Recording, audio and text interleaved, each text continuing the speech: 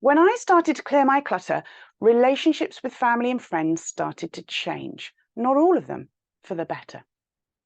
Not everyone knew that I had a clutter challenge because I was an expert at moving or hiding it when I needed to, and I limited people's access to my home and rooms.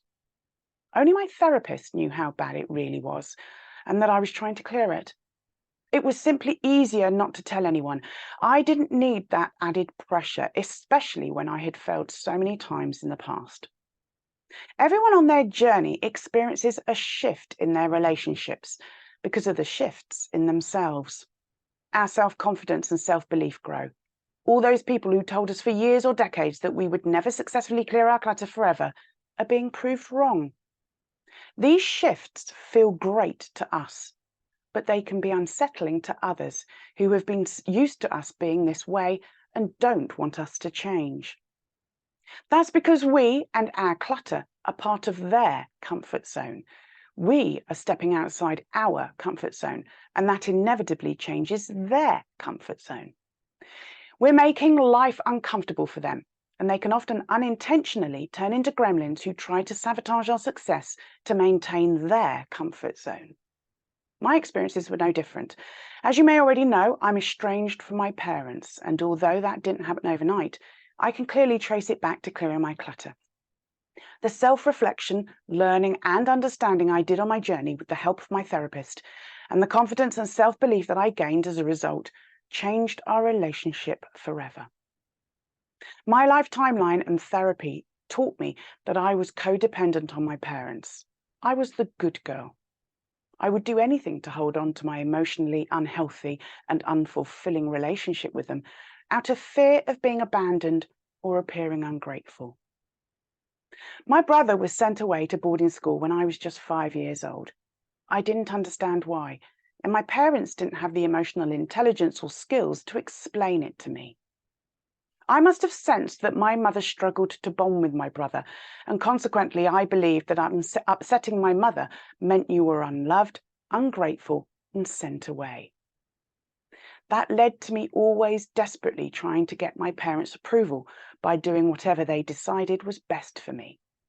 This led to my extreme people-pleasing that would plague me for decades. In our family, my parents' decisions were just accepted without discussion or debate. I wanted to feel unconditionally loved and accepted by my parents. I only felt that with the family dogs. I needed to feel emotionally safe and genuine affection. Instead, I felt ignored, unheard, and that my feelings and opinions weren't important. I never asserted myself. And because of my codependency and people-pleasing, my parents were able to passively aggressively control me.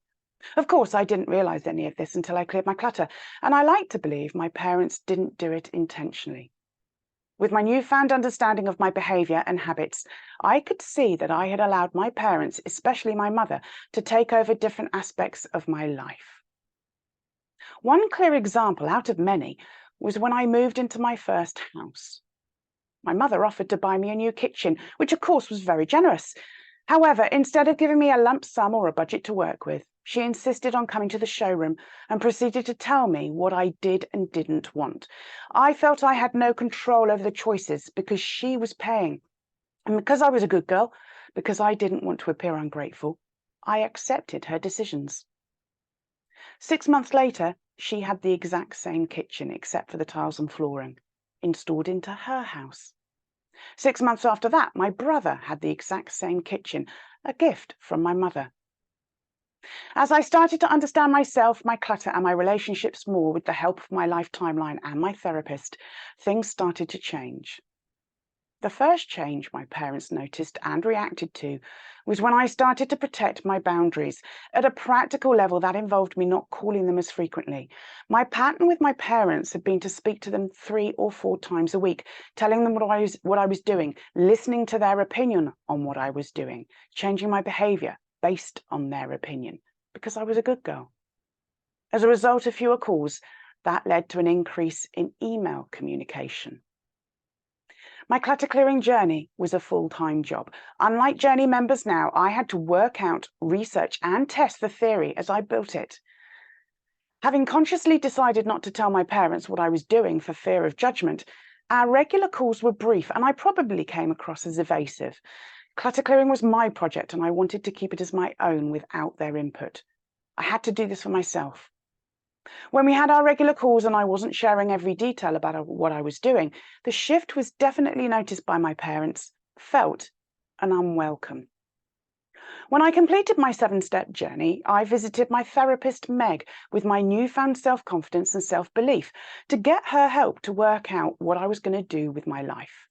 I felt like I was capable of anything, but there was no job I particularly wanted to do.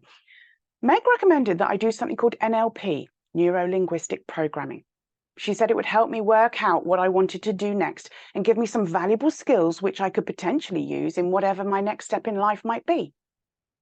NLP is the study and application of effective communication, both with yourself and others, and the way thoughts affect behavior. With hindsight, I don't think it was a coincidence that Meg suggested it. She had also been therapist to my brother and my dad. Although she never saw my mother professionally, she heard about her extensively from me, my brother, and my dad. So she knew that our family had issues and that my parents lacked emotional intelligence. With hindsight, by recommending the NLP, Meg gave me an amazing gift, the key to my best life and my own voice. I did a one-day NLP introductory taster workshop, and I absolutely loved it. It felt like this was what I had been looking for. However, because I had given up my job to clear my own clutter, I needed my parents' help to fund the 6-month practitioner course. I sent the brochure to my parents to get approval for a loan to do the course. When they didn't mention it in our calls the following week, on the next call, I asked my mother if they had received it. Yes, was her reply, then silence. So what do you think? I asked. It's very anti-Christian, was her reply. It was the no without saying no that I was painfully familiar with. Okay, I said, but I'm not asking for your approval. I'm asking you to lend me the money. Where did that come from? I had never questioned or challenged my parents in the past for fear of the consequences. I had always just accepted everything. I had finally found my voice. Mum was as taken aback by my answer as I was. She was clearly flustered and didn't know what to say or how to rebuff me. Unlike in the past, I didn't try to fill the void in the conversation. So she reluctantly agreed to fund the course, presumably feeling she couldn't challenge the advice of Meg the therapist. She would later go on to tell friends and family that the change in me, which was simply growing confidence, self-belief, voicing my own opinion, and starting to live my best life, was due to me joining a cult called NLP. When I decided to do the next level NLP course, instead of asking for another loan from my parents, for the first time in my life, I got a credit card to pay for it myself to avoid the questions, judgment, and control. This was the first significant experience of my parents struggling to accept the change in me that resulted from me clearing my clutter and starting to live my best life. I had realized I didn't have to provide full disclosure to explain the choices I made. Clare version 2.0 was in the process of uploading, a version that others might not recognize or like. Defects in the original version were now finally being debugged.